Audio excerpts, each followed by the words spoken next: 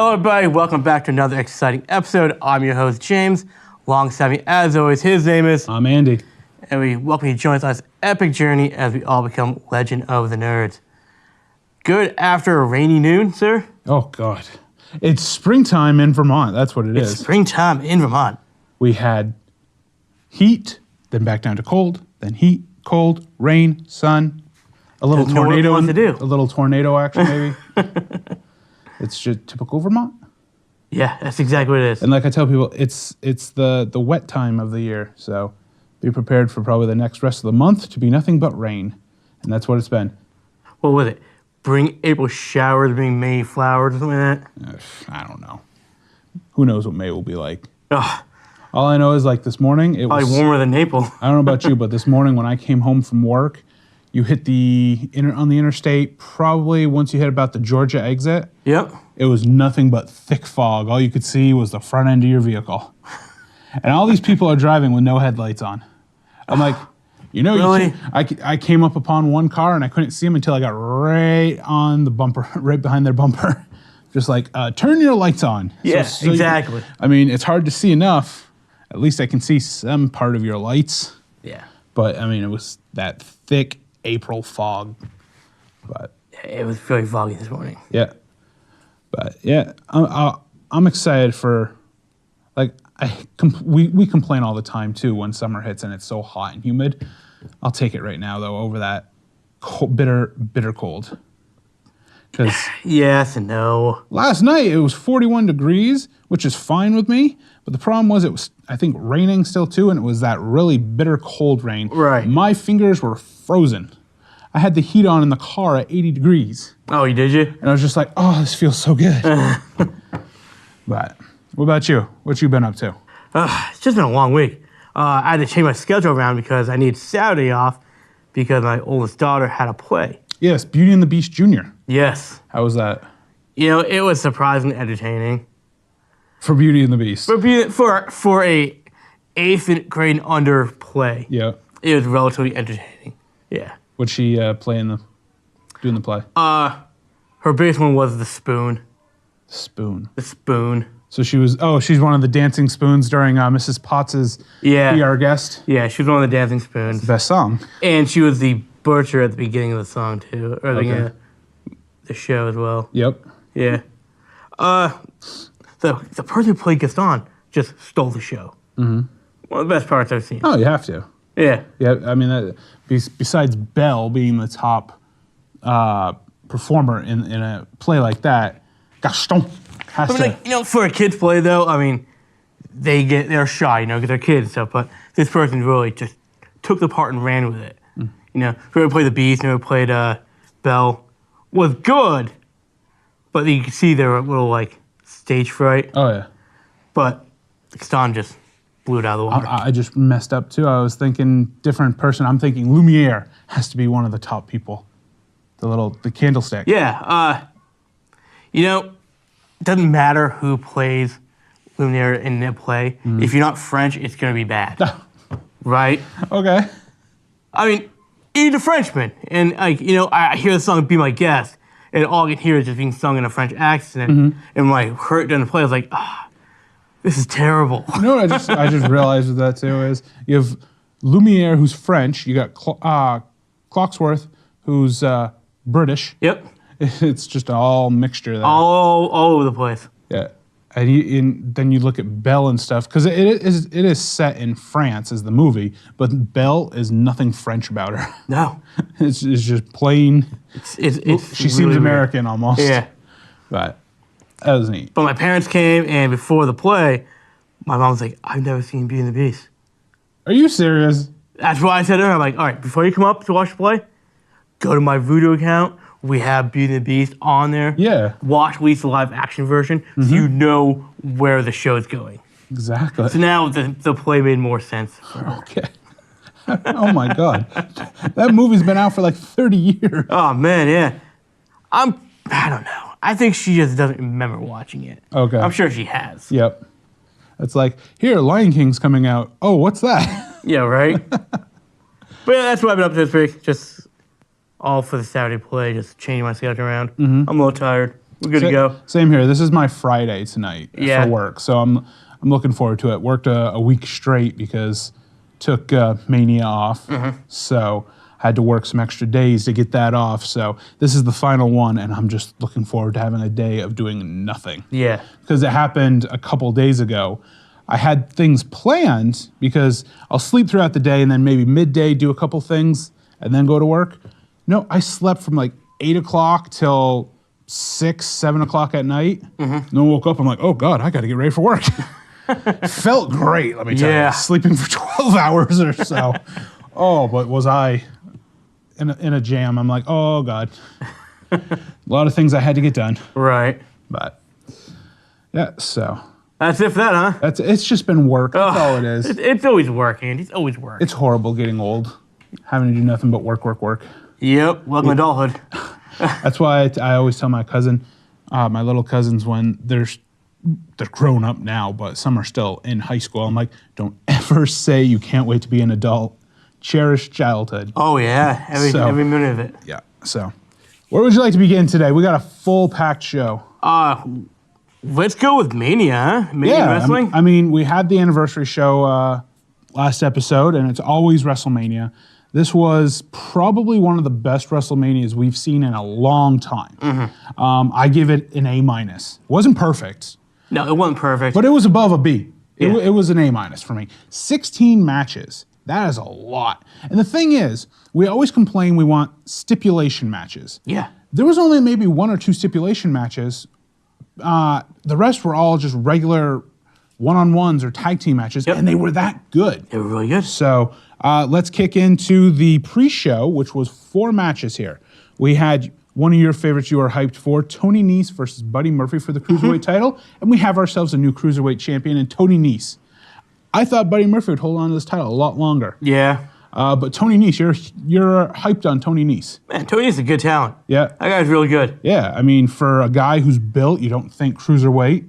And he's only like 5'5". He's not a very tall dude. Exactly. With 2 built dudes, it was still a decent Cruiserweight title match.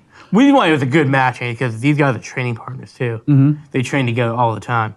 So they know each other very well. That's why the match was that good. Yeah. We had both Battle Royals in the pre-show. Really, the Braun Strowman winning the men's one, we called it. It wasn't entertaining. That's the thing. When I watch a Battle Royals to me are really entertaining, but when it's obvious what happened, and we called it, Braun wins, and the last 2 guys he faces are the 2 Saturday Night Live guys. Yeah. It was... Did you watch what I sent you with them hiding under the ring? No. Yeah, so you'll have to take a look at the show. I sent you through your messenger. The 2 guys, when we see them go under the ring, the Saturday Night Live guys, they're filming themselves on their phone under the ring, and you can hear all the noises from the ring bouncing, and they're getting scared and everything. Oh, that's Trying to awesome. plan out what they're going to do at the end. They're like, we'll just have to throw the last guy over. Come to find out it's Braun. And they almost do it. Yeah. So, but Braun wins that. The second one was the women's one, which was kind of entertaining. But kind of pointless. Yeah, but you got excited because it was Sarah Logan from the Riot Squad, who we thought won the match, but come to find out, Carmella had been thrown through the middle rope. It was so well done because I don't remember seeing Carmella. None of us do at all. I don't think anyone in the stadium, because when she hopped back in, everyone's like, "Oh my God!" Yeah. So she throws Sarah out and wins it. I think they're trying to push her a little bit more now because she's gone to a face and fans are liking her as a face. Yeah. So I think they're trying to do that push. But I rip on Sarah Logan, but she is starting to come into her own. Sarah Logan as a singles competitor is actually pretty talented. Yeah. I mean, honestly, if you look at the Riot Squad, break them all apart, individually, they're all not that bad. No. Yeah. It's just the faction itself that's terrible for some weird reason. Yeah. The last pre-show match, we mentioned if Kofi ever wins the world title, we'd riot. We'd cheer and stuff. I cheered the most for this victory, and that was Zack Ryder and Kurt Hawkins becoming the new Raw Tag Team Champions against the Revival. Kurt Hawkins breaks his 259 loss winning streak, whatever it is. Yeah. A loss streak, no winning streak. They become the new tag team champions. I was so excited. They win it in just a couple miles down from their hometown. which was great. And who saw that coming? I did. I'm glad they won. I mean, Zack Ryder is such a great talent too, and they just do nothing with him. Exactly. I thought the day after at Raw, they were going to lose the titles back to the Revival, because that happens to Zack. He wins a title at WrestleMania and loses it the next day. Exactly. But they held on to it. Fantastic. The best thing too is how they won it. Is Kurt Hawkins playing possum. You don't see that often. People playing possum anymore. And one of the Revival guys comes over and just rolls him right up. 1, 2, 3. It was great. Boom. Done. So that was my biggest cheers for the night. Starting the show for WrestleMania, we had Seth Rollins versus Brock Lesnar. And the only reason this match was so early is because Paul Heyman comes out and demands that the show start with them. They're not waiting till the end of the show to defend the title. They want to win and then get out of New Jersey and head to Vegas. Paul said, if we are not the main event, then we have no reason to be here. Exactly. So we're going to do our match right now and go back to Vegas. Yeah. Brock, of course, being Brock before the bell even rings, attacks Seth. And it's just a 5-minute match because Brock can't do anything past that. If he does, he's just drenched in sweat and hyperventilating, or has to be carried off into the back for half the show. Just suplex after suplex after suplex. Yep. Do I have to keep repeating myself? And it's just demolishing Seth. Seth gets in that low blow, though. Yes, he does. And 3 curb stomps, wins the Universal title. Thank God we're done with Brock, because according to Brock Lesnar's Twitter and Paul Heyman, they're off in Vegas and he's fighting in MMA now. Yeah. So hopefully we don't see him for a very long time. Ever. Exactly. But hopefully we'll see the Universal title more often now that Seth is the Universal Champion. We saw it on Monday. Exactly. Next, we had the one match I was wicked excited for, and that was AJ Styles versus Randy Orton. Randy Orton matches, we always see someone screwing something up, and he takes it out on them, because he is a perfectionist. Yes, yes. Didn't have to worry about that in this match. There Not were once. no mistakes that I could see in this entire match, and that's what made it a great match. AJ Styles pulls out the victory, which kind of doesn't shock me, because Randy Orton's kind of like Shane McMahon at WrestleMania. Doesn't win. Yeah.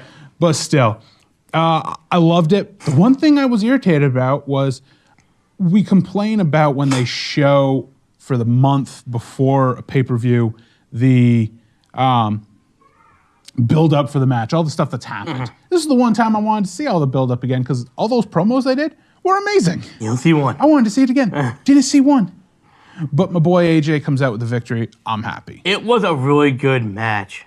I enjoyed it. You know, I was going for Randy, but I was happy with the results because it wasn't a crap match. Exactly. Moving on, we have a fatal 4-way for the SmackDown Tag Team Championships. We have the Usos versus Ricochet and Black versus The Bar versus Shinsuke and Rusev. My boys, the Usos, pull out the victory here. Again, I got it wrong because I thought Ricochet and Black, they were going to give them... I did too. It's like, how many tag team title shots do they get? And they just can't finish it. Right? So, but I mean, they missed the TakeOver one. So I was like, okay, they don't get TakeOver, the tag titles at TakeOver. They're going to get them at Mania. Because, I mean, how many times? My one thing I thought was going to happen with them as a tag team was they were going to win at TakeOver and then win the tag team titles, but then get put in a Raw tag team title match and just win all 3. How cool that'd be. That would have been amazing. That's so much gold. But my boys, the Usos, pull out the victory, and we'll talk about what happened Tuesday night after that, though, a little later. The match you're looking forward to, I think, the most, Shane McMahon versus your boy, The Miz, in a Falls Count Anywheres match. I hate The Miz. Yep. Okay? And, I mean, I watch Miz and Mrs., and it's funny when I watch that because you see Miz as Mike. And like he mentions in the show, I play a bad guy. Doesn't mean I am a bad guy. Yeah. And it's not. He's a great guy. Yeah. It's just I hate the character. Yeah. But now he's turned face for a little bit, and he's actually pulling out moves that you don't see Miz do. No. That's what's making me more entertained by him. Falls Count Anywheres was great because it plays to the strength for one of Shane. and it shows Miz off a little bit more because Miz has always been, don't hit the face and all this other stuff. And it was a great match. I love the end, how they do the suplex off the staging equipment. And finisher was great. And they land down below, and like you're yelling at the ref, ref, that's a pin. Come to find out, it's the wrong pin. The wrong pin I wanted. It's Shane, whose arm's on top of Miz for the 1, 2, 3. Yep. And again, I guess we got it wrong because Shane doesn't win at Mania. No. But apparently he does, because you had mentioned Shane's not going to win because now Shane won't wrestle for a while. He'll be off camera. But we saw him the next week. We did. So are we going to see Shane McMahon more as a wrestler in the near future? Or I don't know. Is Miz going to now all of a sudden go back to heel? Well, Shane's going to keep playing the face or the heel. I don't think their rivalry is done yet. I think there's still more story to tell. True. Maybe push it to SummerSlam, I guess. I mean, that's half Probably a year. not that That's half long. a year away, actually. Probably not that far away, but I'm sure there's a little more story to tell here. Yeah. Next, we had, this is where it gets bad. The whole show's been great except the Braun match. Braun Strowman winning the Rumble. The women's Fatal 4-Way Tag Team Championship match. This was a cluster. We have Sasha Banks and Bayley versus Nia Jax and Tamina versus Beth and Natalya versus, do I have to say their name? The Iconics. Unfortunately, the Iconics win the match. This match, I hated who won, but I had to give them props on how they won. We had to watch the replay to find out how it happened. Because it was well done. I did not expect it out of these clumsy wrestlers, but they snuck in there and they did a good job with that win. Yeah, it was like a tag, but with a finger, basically. Yeah, right on the thigh. But why? Why do these two numbskull idiots have to win? They may be great wrestlers. Who knows? They may just be played out. But I can't stand a team like them winning the championship. I'm hoping. Where do they deserve the championship? They don't. They don't. For one thing, they don't. But I'm hoping if the Iconics ever turn to a face team, we'll see more out of them. Because remember, we usually say this about a lot of wrestlers who are heels. They don't do anything. They turn a face. They surprise the crap out of us. They're not turning face, though. They're probably not, but if they would do, I'm hoping they'll show a little more. We have next match that should have been the final match of the night. Kofi Kingston versus Daniel Bryan. And boy, did we get excited for Kofi Kingston finally becoming a world champion.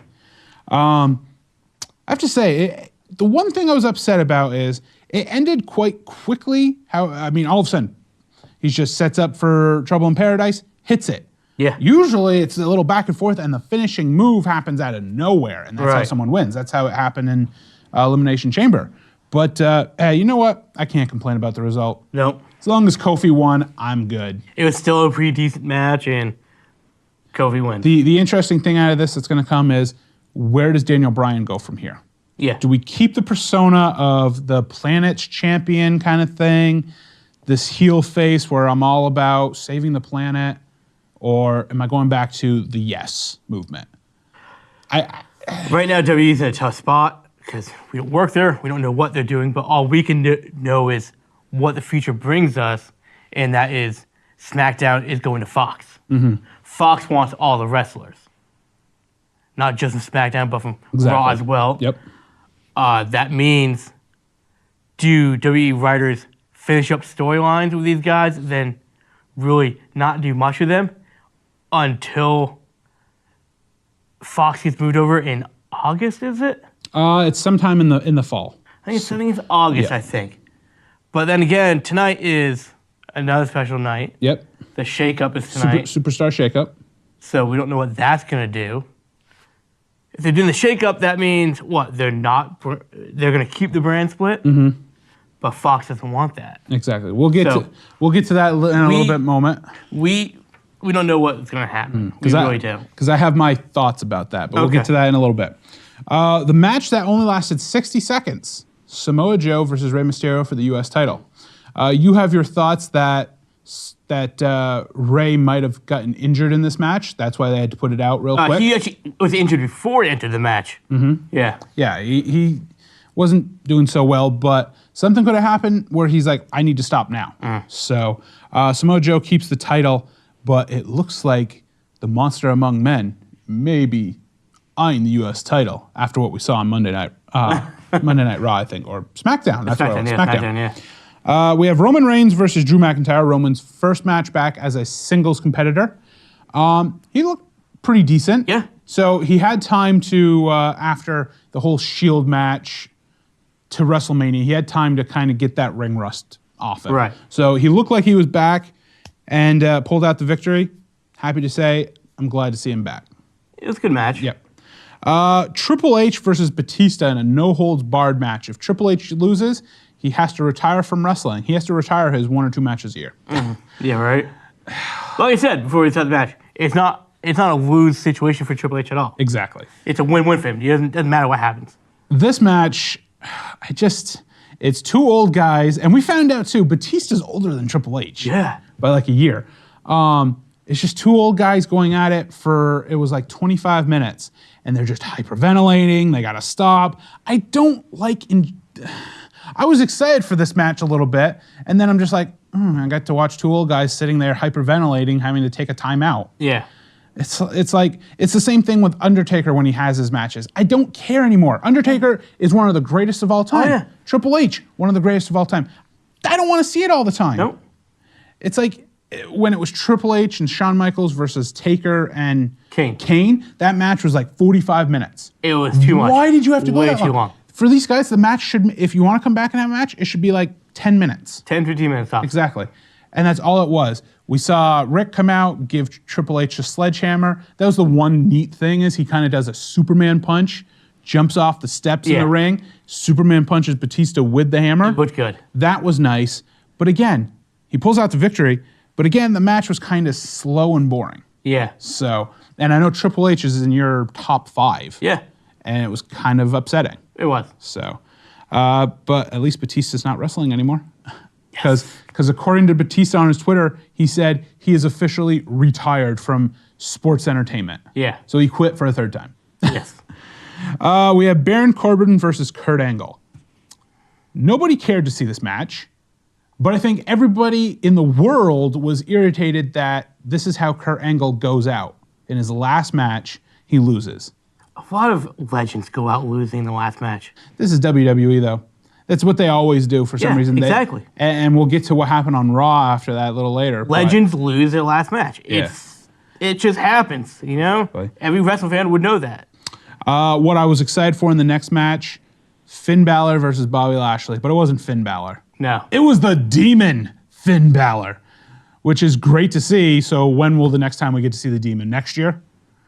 I miss him coming out all the time as the Demon. He should be doing this more during pay-per-views. He should be. But he seems to pull it out when he fights a tough opponent. Every time he pulls it out, though, it's obvious he's going to win. He wins all the time that he's the Demon. Yeah, right? So it's awesome seeing him dressed up like that. So what I know you're irritated is the title just keeps changing back and forth. Between the two, yeah. Yeah. So it's like, here, I'm going to be a 9-time champion, beat Chris Jericho. Well, you lost it how many times in 1 year? I mean, didn't think they happened between like Sasha and Charlotte? They just keep going back and in forth. 1 year, they both won the championship like 4 or 5 times. Yeah. It's like, no wonder no wonder you caught up to Trish. It's another WWE recyclable storyline. Exactly. Finish up WrestleMania, we had Becky Lynch versus Ronda versus Charlotte. Winner take all for both titles. Becky Lynch pulls out the victory, but there was a lot of controversy over this win. Becky rolls up Ronda Rousey. Ronda kicks out at 2. We saw it. Her shoulders weren't down. She kind of kicked out. What happened was that when Becky rolled her up, her shoulders weren't on the mattress at all. Yeah.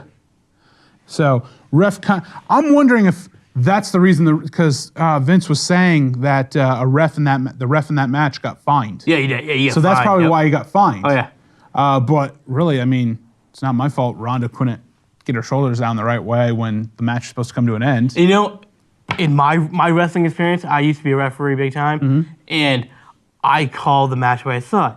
I did a 3 count. I get in the back. They're yelling at me. I looked at them. I was like, listen, my job is to count to 3. Yeah. Your job is to kick out.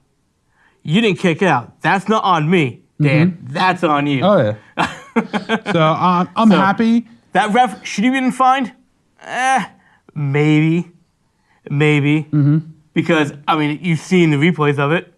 The screen goes black when you're supposed to see her shoulders down. So you don't even see it anymore. Well, I mean, it was the same thing when years ago, Brock Lesnar versus Undertaker. I guarantee Lesnar wasn't supposed to win that match. Oh, probably not. But it happened. I mean, because look at the shock on Paul Heyman's face. If the performer doesn't kick out, that's not the referee's problem. Exactly.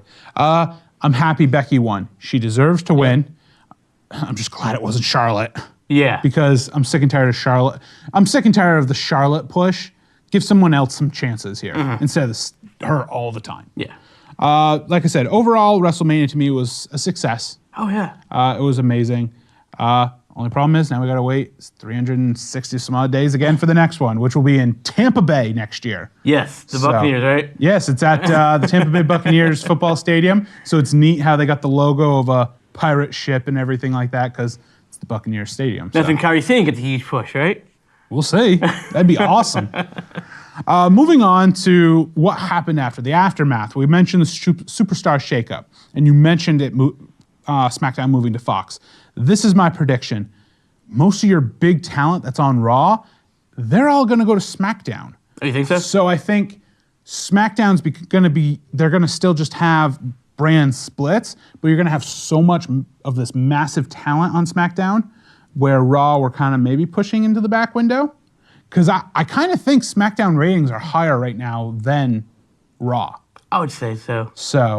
But then again, I heard that Fox wants SmackDown in 3 hours. Which is a terrible idea. It's hard enough to watch Raw for 3 hours. I don't think so. I'm good. With a lot of promos, not enough matches. You know what needs to be upgraded? NXT needs to go to 2 hours. You're darn right it does. So, can we just mention too, I forgot about TakeOver real quick. Johnny Gargano wins the NXT Championship. What a match that was. 2 out of 3 falls. You like that match? I like all of TakeOver. All of it was great. So here's the problem with the Johnny Gargano match. Was during the last pinfall, Johnny took way too many kicks, and he just didn't really sell for me. What was great about that match was how it happened, with all of Undisputed Era coming out and him taking it all out. That's what hyped up the audience. Yeah. That's what got you excited. So, I mean, when he won, I had the veins popping out of my arms. I'm just like, yeah! He took too much damage. I don't care. It was great. Adam Cole should have won. Match of the night, though, first match, War Raiders versus Ricochet and Black. Of course. Match of the night. That match is the reason why I love tag team wrestling. That match is the match of the WrestleMania weekend. So, but let's get to Monday Night Raw. Kofi Kingston versus Seth Rollins, winner take all. This match, everyone got hyped for. This was going to be an amazing match.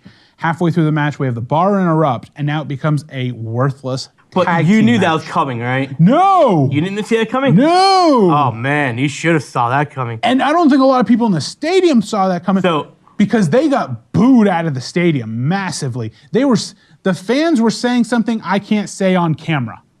So, just saying. So when that match got first announced at the beginning of the show, right?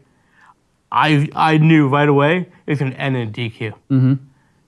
They are not going to drop the belt from Seth or Kofi next night. They're not dropping it. It's going to be a DQ. Still, that would have played out to be an amazing match. Even have it as a double count out or something, not end in a crappy tag team. And that was a crappy tag team match. It wasn't very good. That's how you're going to end the show? Really? It was not very good. So both guys are still champions. Let's get to some news here. Reports are Ronda Rousey is done wrestling.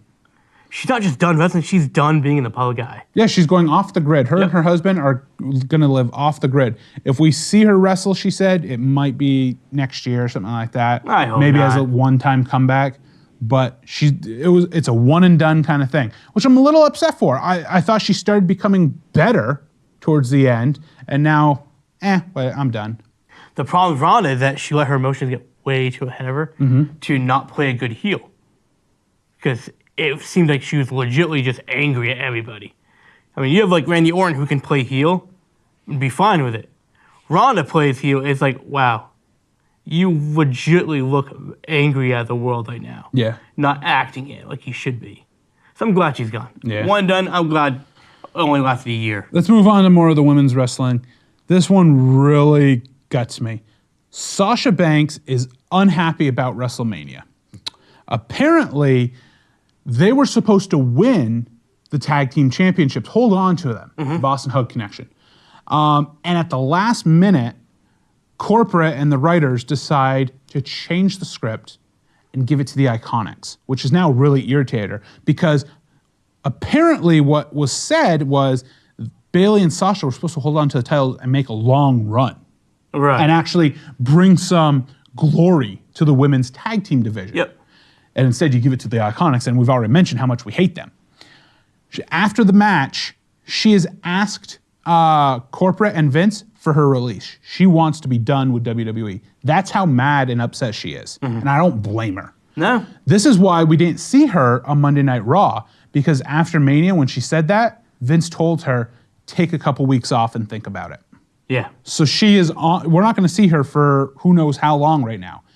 But Right now, I don't know what happened, but between Bayley and Sasha with WWE, I mean, was it Monday night? Bayley got squashed by Alexa Bliss. Bayley was kind of turning heel in that too a little bit. I mean, it was some like of the things she was doing. It was like, what, a 2-minute just butt whooping. That's all it was. Yeah, so who knows what's going on in that camp. A couple injuries here. Nia Jax during that match was injured. She's been nursing a knee injury, but apparently she revealed on her Twitter she ended up tearing both ACLs. So she's going to require surgery and be out for some time. No big deal. No big deal. Maybe she'll come back a little better. Maybe. So we'll see what happens there. This one upsets me. Big E tore his meniscus. Yes. And he'll be out, and there's no timetable for his return. That's kind of upsetting. Now we only have 2/3 of New Day. It stinks that he got injured. Because you want to see him turn heel. No, I don't want to see the New Day break up. Same here. I want a good faction. I It want to really see that is. faction forever. I think he'll still be on TV though. He's just not going to wrestle. He'll just sit in the background. We could see that. Of Good course. chance for Xavier Woods to go after another title though. Yep, true. We mentioned Batista quitting for the 3rd time. And of course, Brock Lesnar in the near future will be doing MMA. Hopefully we won't see him. The other MMA guy, Bobby Lashley, who's still under contract with Bellator, has said he has interest in doing another fight for Bellator, and he's hoping to do that after SummerSlam. Is this the end of Bobby Lashley too? Again? They really didn't do anything. They're trying to redo what he did in TNA, which was horrible of him as a heel. He's not a heel. No, he's not. not. Get it out of your head, He people. is not a heel. He's horrible. And then The only thing that made it a little more tolerable to watch him as a heel is having the man of the hour being his mouthpiece. This is the thing. Probably because I don't watch 205 Live, that's why I hate Leo Rush. If I saw more matches of him, Right. The one time I watched him in a match, it looked really good. But Go back and watch Leo Rush versus Cedric Alexander. That was a good match. yeah. So I'm excited though. Superstar Shakeup starts tonight. I always like that. I love seeing where people are going to go. Next pay-per-view though, to end wrestling talk here, is Money in the Bank next month. My favorite pay-per-view. Here's where you should get excited. According to WWE rumors, the writers, like you have writer rumors, what they want to write, they had the top 5 predictions of who's winning Money in the Bank, and most of them are cruiserweights. Nice. Buddy Murphy's one of them. Ooh. Ali, Ricochet. Maybe Ali. So there's 3 cruiserweights right there. Ricochet, Ali, and Buddy Murphy. Where's Buddy Murphy fit in now? I don't know. Maybe they don't want him on 205 Live anymore. Maybe, yeah. So could you see one of those 3 winning Money in the Bank? I could see Ali winning it. Easy. I could see Ricochet. I could see Ricochet becoming Mr. Money in the Bank. As long as Ricochet and Black are not tagging anymore. I just feel like Black's going to turn on him. Black, those guys need to be separate anyways. Yeah. So, unless you have anything else. I have one more thing. Okay. It's about Impact Wrestling. Oh, God, you're trying to shock me here. Somebody got released Yep. and might be coming to WWE. Brian Cage.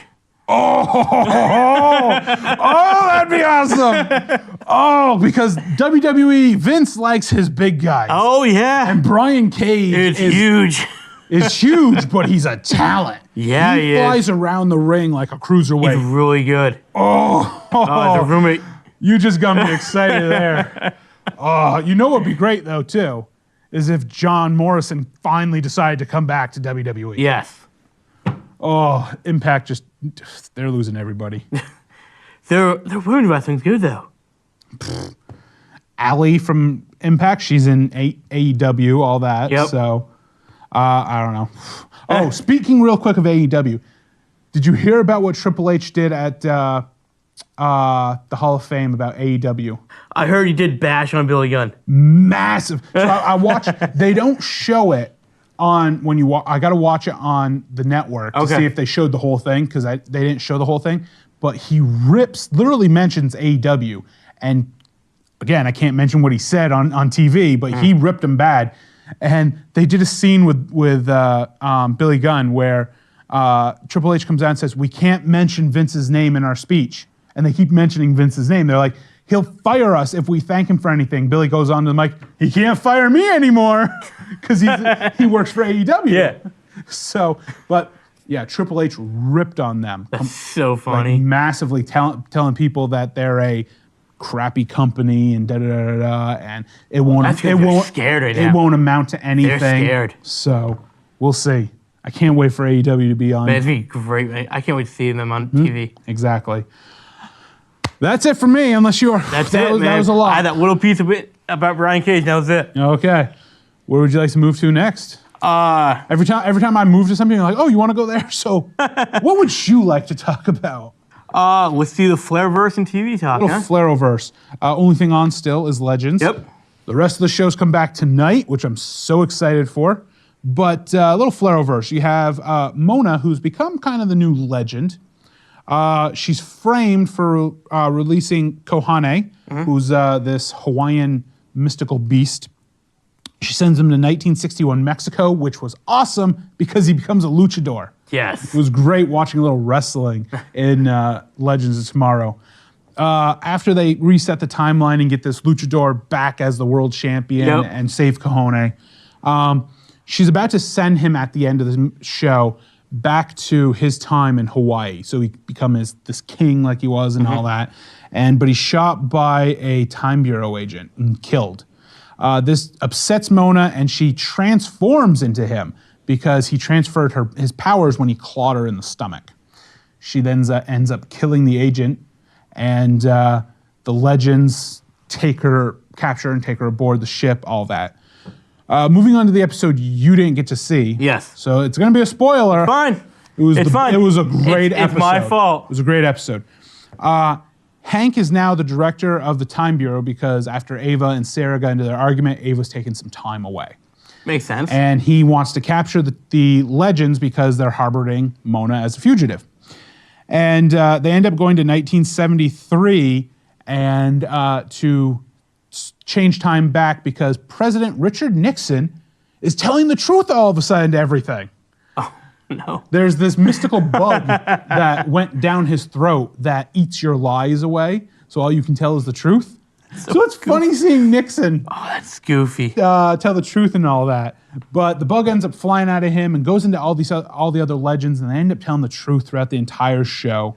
Hank and Nate are after them. Nate's kind of playing Hank because we find out that Hank is doing the conspiracy and tried to frame everybody. You have Gary enlists the help of Nora Dark to look up documents to try to figure out what Hank's doing with all these mystical creatures. And they're interrupted by, if you remember, Desmond, Constantine's guy that he threw down to... Hell? Exactly. Yep.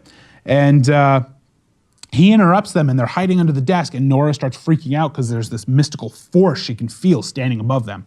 And after they run away and get away, Desmond tells Hank, people are looking into your computer at things. Hank captures the Legends, but the bug is in Nate, so Nate reveals all his feelings about his dad and why he hates it, why he hates him. And he mentions, I'm doing this for you, I want to protect you. And he agrees to let the Legends go and work with them. The interesting part that happens is Hank returns to the Bureau and is talking to Desmond and tells Desmond, I don't need your help with anything because I have the legends. I'm going to go straight. I want to do everything for my son. Yep. And Desmond's like, no, you can't. If you want to leave me and not partner with me anymore, fine. And he sucks the soul right out of Hank. You can see him sucking the life force right out of him. Hank's dead now, just lying there on the floor. And Nora can feel this presence doing this to Hank. She busts out of her cage using her dark powers, but it's too late to save Hank. And she's holding him, holding his dead body in the room as the Time Bureau agents and Nate show up. And Nate thinks Nora killed him. She uses her powers to disappear, and that's how the episode ends. Okay. So now she's a fugitive because they think she killed Hank, obviously. So it's getting good because now we're getting to this whole Desmond and the demon that Constantine had originally sent away. Yes. So I'm getting really excited how the season's going to end. That's awesome. Yeah. But Arrow returns tonight after Legends, and Sarah is on this episode of Arrow. So it's Good. So it's going to be neat to see why she has to jump back, leave the Legends for an episode of Arrow. So let's mention the one big thing, though, that comes out of the Flareoverse that you posted and got me really excited for next season I thought you'd Arrow. like that. Tom Welling has confirmed he is coming back to the CW and will be on the final season of Arrow in a non-disclosed role. Mm-hmm. I hope it's Superman, a different Earth's Superman. That's what's making me think he's returning for the crossover. Yeah. And he'll be a different his Earth's Superman. That's how it should be. And we found out that he did turn down the role to play Superman on Supergirl, which kind of upsets me. A little bit. But he's coming back. I don't care for what role. He's coming back. Coming back. He's coming back. I'm so excited. Oh, Tom Welling, you get me all excited. But that's it for Flareverse. What I'm most excited about is Flash because I'm excited to see the story of how Nora teamed up with Eobard Thawne. Yes. Because that story is going to get explained Tuesday night. That is Flareverse. That's Flareverse. Let's do box office heroes, and then I have a trailer for you after. All right. Sound good? Sounds good. I guarantee my entire box office is not perfect. It's going to be completely messed up from what I've been hearing. But I'm going 3 Pet Cemetery, 2 Missing Link, and 1 Hellboy. Okay. Number 3, Hellboy.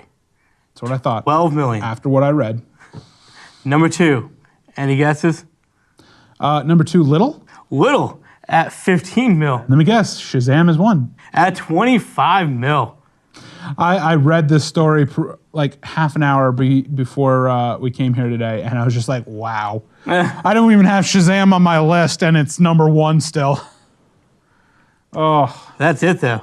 Missing Link is bombing, then. I thought a lot of kids would go see Missing Link, probably. It looks stupid. It does. It looks stupid. It really does. It's got a big cast for voice acting, but it looks dumb. Mm. But we have no time for a trailer and then our main event after. All right. Sound good? Sure. All right, so let's get that trailer going up for the week.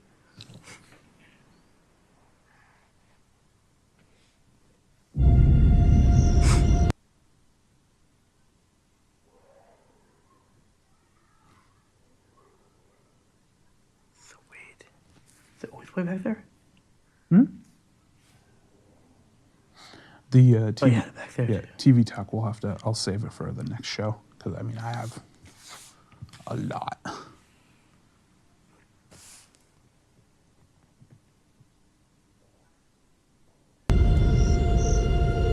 We do. Life's not fair. Is it, my little friend? God, when they While some are born to feast, others spend their lives in the dark.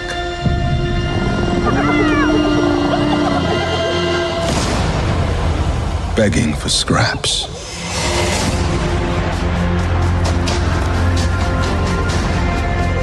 Everything you see exists together in a delicate balance.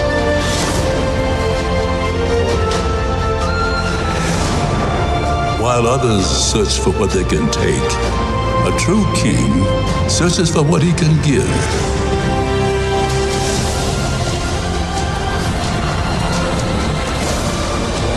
Run away, Simba, and never return.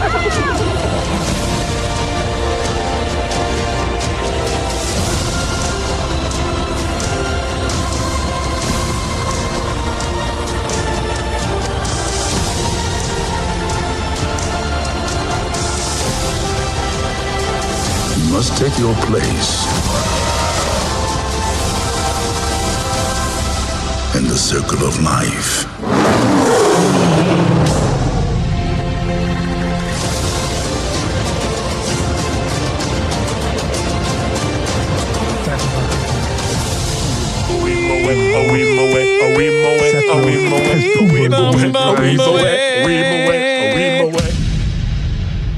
Oh.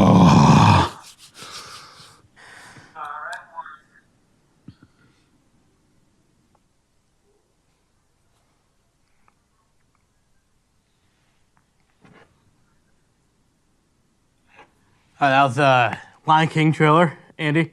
I know you're excited about that. Goosebumps again. They're playing this movie at the perfect time, the middle of summer. You can see it at the drive-in. You can see it at the movie theater. And I'm calling it right now, $1 billion plus. Really? People, the movie of the most talked about movie a lot of people are going to talk about is Endgame. But this movie should be movie of the year. It should top Endgame. Yeah. I'm calling it right now, $1 billion plus. And movies don't make that much. What's your favorite part about that trailer, though? Best part, so I'm excited because we finally got the full length for one thing. Yeah, of course. Best part I got excited about, you finally get to see the extras, the extra characters. We saw Timon and Pumbaa at the end, which was great. We saw Zazu, which was awesome, because Simba and Zazu's relationship as Cub Simba is hilarious. The best part is, to me, is the whole Pumbaa thing. Seth Rogen is going to be Jumanji. You know how Rock is supposed to be the number 1 guy in that movie, but it was Jack Black that stole the show. Seth Rogen is stealing the show in that movie. Seth Rogen is going to play Pumbaa so well. Oh, yeah. And I hope that they show the scene in the animation where they do Pumbaa's backstory, where he goes to like the little pond and he's farting all the time. Because I want to see Seth Rogen pull that off. Right. I can't pick out a favorite part because the whole thing to me is amazing. Okay. The best thing about Disney live action, what they did with this and Beauty and the Beast and even Aladdin coming up, is they play the trailers from animes, the animations, and the live actions, and they're frame for frame basically the same thing. That's what I want to see in all Disney live actions. Oh, yeah, definitely. I don't want you to change the story up. I want it to be exactly how it was when I was a kid, but now it's in adult form. But what can I say? Lion King, I don't care what anyone says, will be the #1 movie. I hope it's a really good movie. My only issue is expressions on the animals. It's easy to put a nice happy smile on an animated character to know how they're feeling, what they're going through for emotions. Live action animal stuff, how can you really feel their emotion if you can't get that right expression on their faces? I think, but the best part is Jon Favreau is directing this, who directed Jungle Book. So I feel like it's going to be just how we saw in Jungle Book. Yeah. So. Yeah. But with Jungle Book, you had Mowgli who could show expression himself. But here you have all animal casting, you know? So that's the only thing I'm really nervous about. But other than that, I think the movie's going to be awesome. Oh, yeah. Oh, yeah. So put it on the books. $1 billion plus, movie of the year. So you got Disney Plus. You have something to talk about, don't we? Yes. We won't mention All My TV Talk. We'll mention it next time. But we have to mention Disney Plus, being the fact that we just saw a Disney movie. What I'm looking forward to out of it are the Marvel live action movies, TV shows. We have the Hawkeye one, the Falcon Winter Soldier, WandaVision, and Loki. And then some of my other favorites, a Mighty Ducks series and a Sandlot series. So I'm excited. The Disney Plus streaming service is going to be great, Andy. It's going to be real great. Because you have all the Marvel stuff, all the Star Wars stuff. You have National Geographic all on there. Fox. All Fox stuff in there, which I'm looking forward to. It's all 30 seasons of Simpsons. Yes. I was a little nervous when Disney said they were doing their streaming service because I'm like, God, it's going to be a lot. We can't disclose the amount. But just looking at the content, I'm a little excited now. They're doing it pretty well from what they're going to, their debut. I may subscribe for the first month for free just to test it out. Yep. Absolutely. So I'm excited. Yeah. As long as I can watch Phineas and Ferb too, because I haven't seen that show in a while. It's not on Netflix anymore. No, they're even putting the Phineas and Ferb movie on Disney Plus. Fantastic. I love that series. My kids love that series, and Yeah, I'm happy with that. it will debut. The Disney Plus streaming will debut in the fall. So. Sometime in the fall, yeah. Yep. So not that far along. All right, and we're about 10 minutes left, and we have one more topic to talk about. Yes, sitting right here on the front of the table. Right there, Aquaman, huh? I saw it when it came out into theaters. You didn't get a chance to, but you got to watch it last night. I watched it last night. I think best DC movie so far, which the best DC movie so far was Wonder Woman, which we both agree they did a good job on Wonder Woman. Great job. Aquaman, is it the best DCEU movie right now? Does it top Wonder Woman?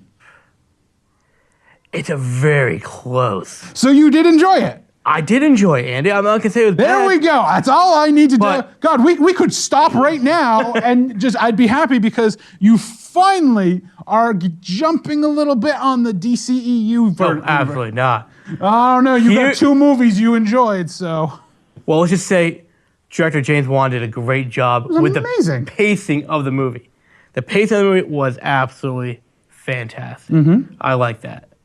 There are some starts I was like, really? Come on.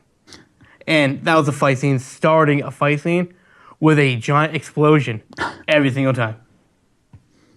We couldn't find another way to start a fight scene. You notice in this movie too, it's so much different. DC movies have all been dark. This was the first colorful one. Well, this and Wonder Woman, both colorful movies. I mean, they weren't really dark. They weren't like trying to get the grid out of it. They're you know? starting to maybe learn their lesson, DC is. Yeah. CGI underwater. Willem Dafoe didn't look too good. You know? And they looked way too CGI underwater. That was a little nitpicky there, too.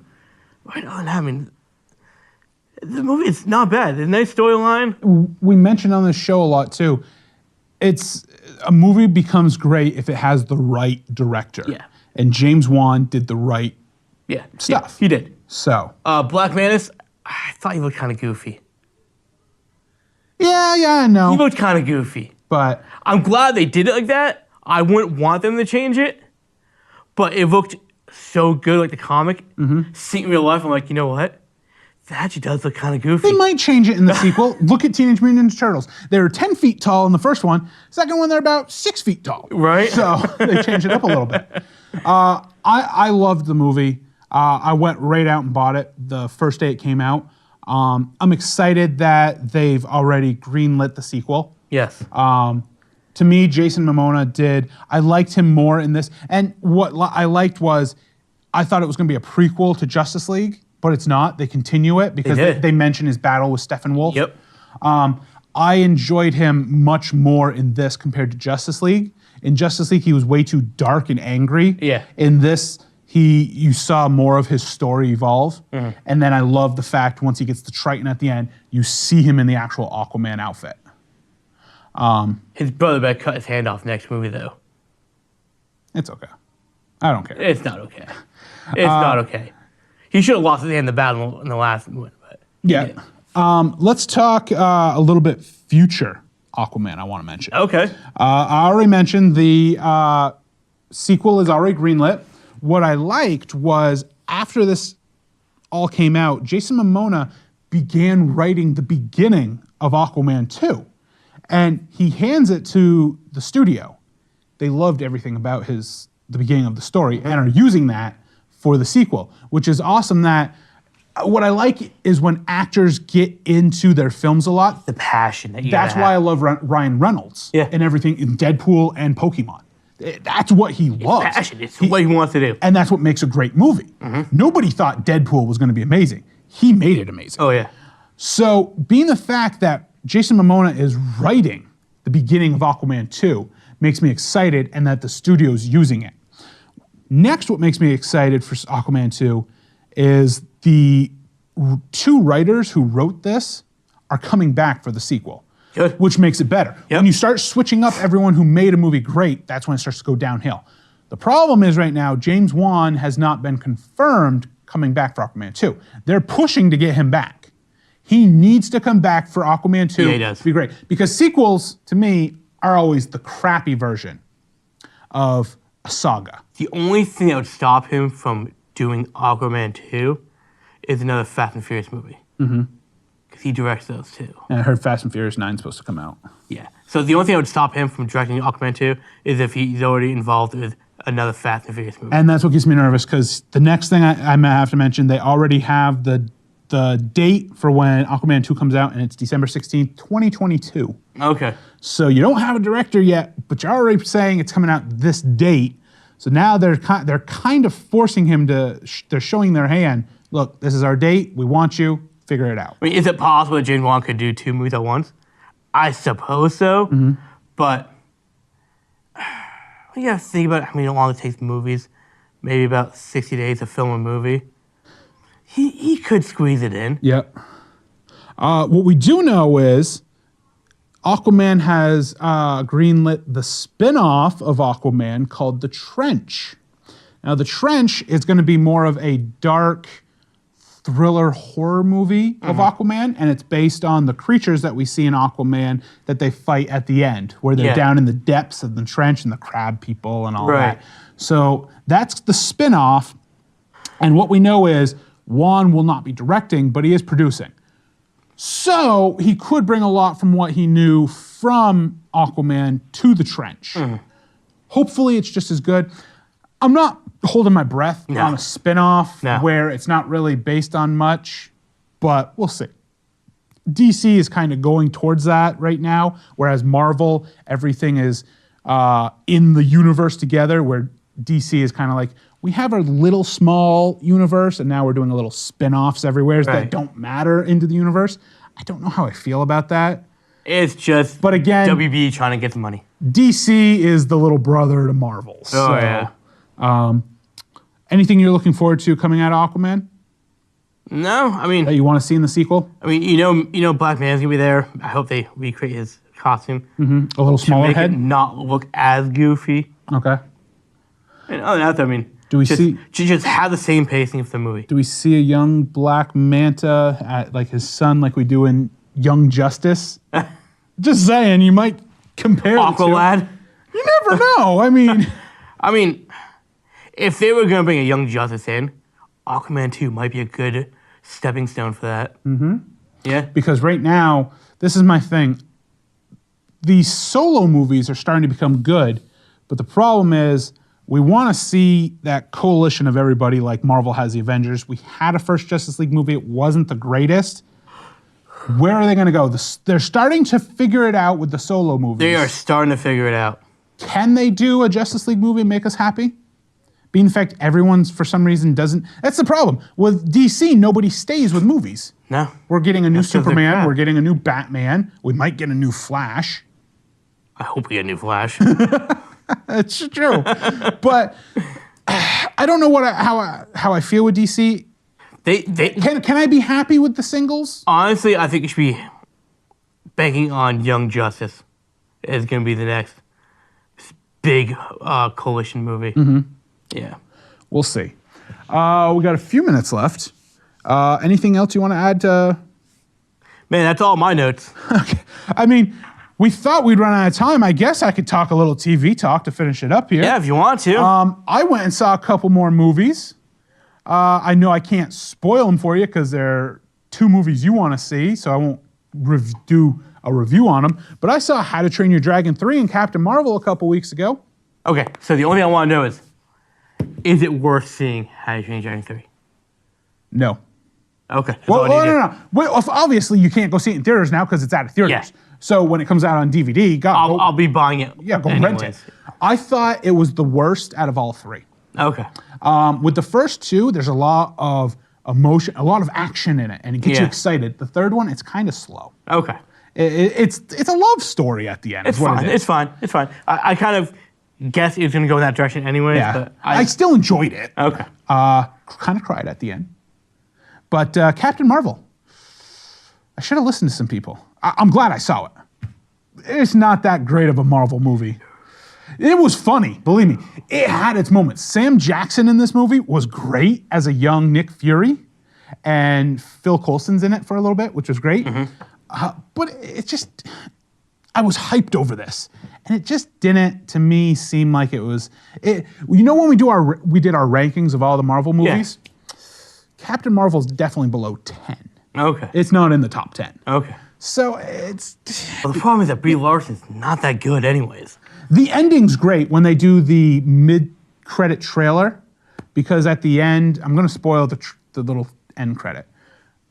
No, go ahead. Say no? Okay. Go ahead. So you know the beeper, where when they're disintegrating, he has the beeper. She gives him that because they do a comedy thing with Obviously. beepers because Yep. it's the 1990s. And so Cap and all them, they have the beeper going the entire time, and then it shuts off, and they're like, we need to turn it back on. But we don't know who's on the other end. And all of a sudden, they're like, we got to turn it back on. And they turn around, and bam, there she is in front of their face. And all she asks is, where's Fury? And that's how it kind of ends. And then the Tesseract shows up in the movie. So, Okay. So it's, you got to think to yourself, okay, so how does the Tesseract show up here if it was here and there? And I had to read into how it came into the movie, because they don't explain how it came into the movie. But so you have to kind of read the backstory Gotcha. to figure it out. But I mean, it wasn't bad. It wasn't bad. So I'm not running out to buy it. Okay. But yeah, so saw those. Going to see Shazam tonight. Mm-hmm. So kind of excited. But I was excited for Captain Marvel, so I don't know. Shazam should be good. I've always liked Zachary Levi's stuff. So The funny thing is, I already read, because you know me. My thing is, I have to read I go on to Wikipedia, and I don't read the plot. I read the end just to make sure, just to see, is there a mid-credit scene and a final credit scene? Because if there's no final credit scene, I'm not going to sit through all the stupid credits at the end of the movie. I found out there is. And it's kind of weird because Shazam shows up at school as a show and tell kind of thing, and he mentions he's friends with Superman, but Superman doesn't show up, obviously, because we don't have a Superman yet. Yeah. So it's kind of I think it was a hit at Harvey Keitel for abandoning Superman. So that's pretty funny. But we're just about out of time here. absolutely are. This was episode 99. 99. Episode 100, we plan on going to see Avengers Endgames. So we will talk Avengers Endgames. Spoiler alert, there will be spoilers. Absolutely. So thanks for joining us. Remember, stay nerdy.